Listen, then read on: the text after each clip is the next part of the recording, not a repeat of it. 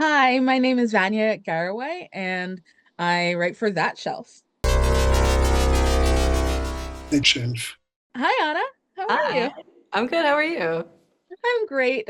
I'm so pleased to see you. I've been following your work from True Detective, The Three Pines. It's incredible journey you've been on professionally. And I just had the pleasure of reviewing North of North. So I'm really excited to talk to you. Thank you. What was it like switching over more to comedy? Like, how did you find your balance between comedy and drama? Because it's both in the show. Oh, I was terrified to switch over to comedy. I didn't know what I was getting myself into. I love drama. Drama is kind of like my bread and butter.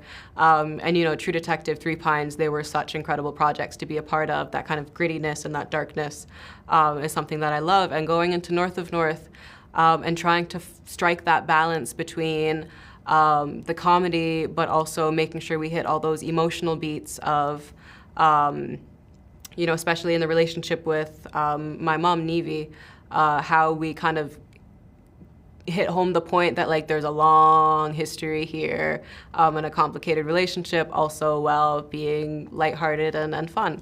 And it took a little bit of time to find where that landed, but once I kind of figured out my swing, I was like, okay, I feel it. And I think the biggest moment for me was going, it's just like how you navigate day to day life.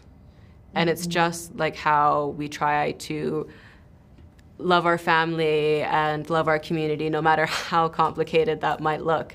And then it all really like clicked for me. Were there any particular comedic influences that drove you? There was definitely a lot of stuff that I watched in preparation for it. Bridget Jones's Diary was a big influence for me. I love that movie. Somebody Somewhere was also a big influence. I loved that show. I thought it was so fun. Bridesmaids, Melissa McCarthy, just kind of like Yeah. leaning into the silliness of everything and just like going big and having fun. Those were like some of the big ones. Yeah, there's a real farcical nature to a lot of things you're doing and physical comedy. Were you expecting to do all that physical comedy when you got the part? No, it was, especially episode two was more physical comedy than I was expecting. Episode two really kind of leans into almost like clown territory, and it's very like animated and active.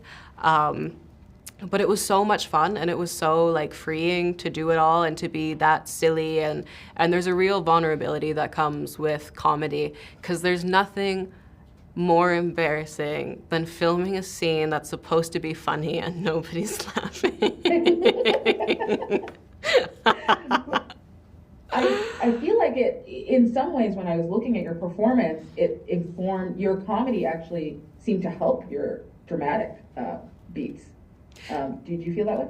Absolutely. I think, there's such a range of comedy that exists in the show, whether it be like really dry comedy, really situational comedy, or sometimes, there's like a fart joke every now and again, every here and there. And to have that like wide range to play with was really fun and really exciting. And I think having a character that goes so deep into the comedy aspect really, once things get serious, then it's like, yeah, it's serious, and it lets those kind of tougher moments land a bit harder. Hmm. Yeah. When you think about your characters, yeah, which I just loved her. I thought she has so many layers. She's so dynamic. She's bold. What is your hope for her? Looking at the future of her character. I mean, for Siaja and throughout the season, I just really want her to feel stable and to feel accomplished. Not just, I think throughout the season, she finds her accomplishments and she finds her moments where she's like, I'm on the right path. But I think the first season is so much navigating her kind of interpersonal relationships that you know, throughout the first season, I just want her to feel like powerful in so many ways, and that's, you know, my love for Siaja, and I just want to like hold her. She's so Yeah. poor girl. Well, she talks about being a modern enough woman. And do you think that she found that, or did you find that for her? No, I think Siaja is very smart, and I think she is like quite self-aware as well. And even though she's kind of at a point in her life where she feels quite stuck, she knows why, and she knows that the way that she exists now is not what people not from the territory think of who she is and who she should be. This kind of like projected idea that Inuit are a people that once existed but don't exist anymore, or only exist within a historical context. I think she's very aware that she's like, I exist and I'm here now, and in a very modern context. So it also just kind of captures the larger existence of Inuit, that, you know, that Inuit women exist in a range of identities and personalities, and yeah. I feel that there are things that are made for people, made for us, by us, and then there's things that can be enjoyed by everyone, but things are made, do you feel that the show is made for Inuit people and that everyone can enjoy it, but it's made for you?